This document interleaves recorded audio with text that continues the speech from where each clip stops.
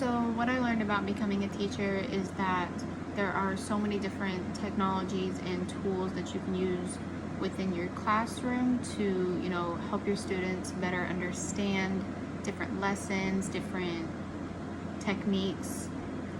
Since so many, kids learn a lot differently. Some kids learn by, visuals. Some children learn by listening and you telling them and instructing them, and then others learn by actually doing. And I'm one of those people that I have to do something to learn from it. And I think that knowing your students is another big thing when you're a teacher, is just understanding how each of your students learn. That way you can incorporate each different way of learning into your lesson and into your teaching style. I think that getting to know your kids is very, very big, and just having that connection with them really will make you a better teacher.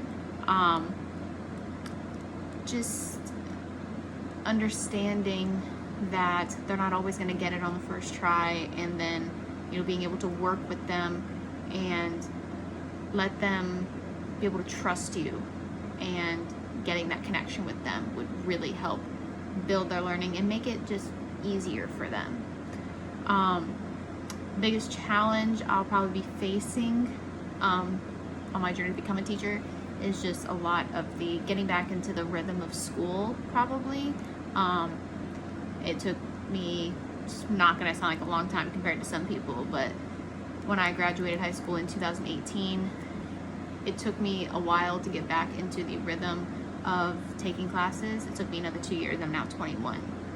So I think that getting back in that rhythm and the classwork and just having that self-discipline to get the work done and get it done on time is just going to be something I'm really going to have to work on and focus on, considering I'm also working a full-time job and I'm in the process of moving and getting my own place. It's just going to be a lot to handle at one time. I think I'll be okay. It's just going to be something, it's a challenge that I'm really going to have to focus on.